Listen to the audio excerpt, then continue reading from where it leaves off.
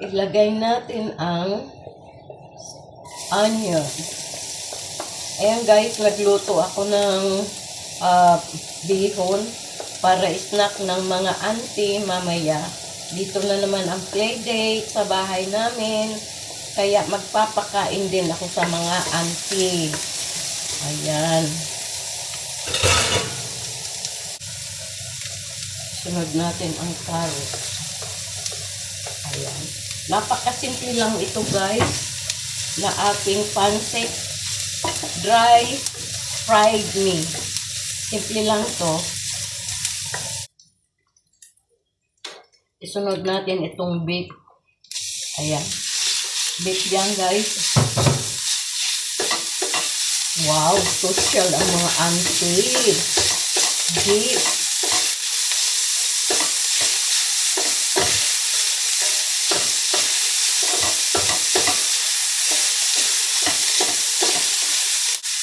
Timplahan natin ng light soy sauce.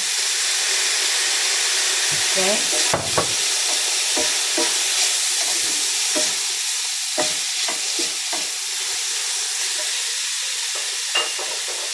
Lagyan natin ng oyster sauce.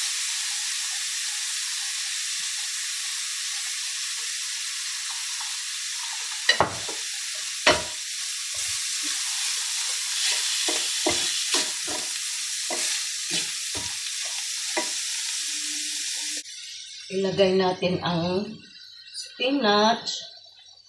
Ayan.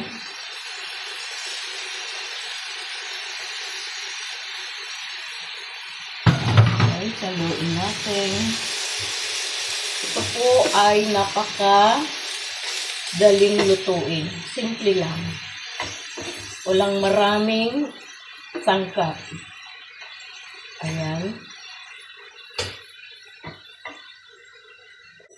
Ilagay na natin ang bihon. Ayan.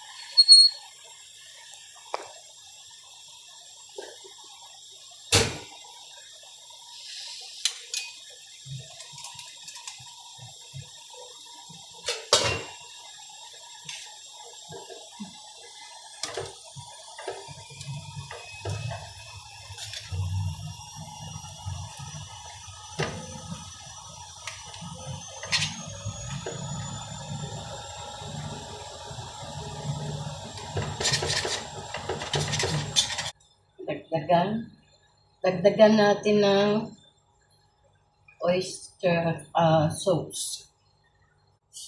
Okay guys, tikman natin kung okay na ang lasa. Okay, luto na. Ihalo natin ng konti. Ayan, luto na ang ating fried bihon. Ito po ay para sa amin. Dito po ang playdate sa bahay. Kaya nagluto ako ng pagkain din namin. Ito ang aming dinner. Okay guys, luto na po. Salamat sa panonood ninyo. Thank you for watching. Next time again. Bye.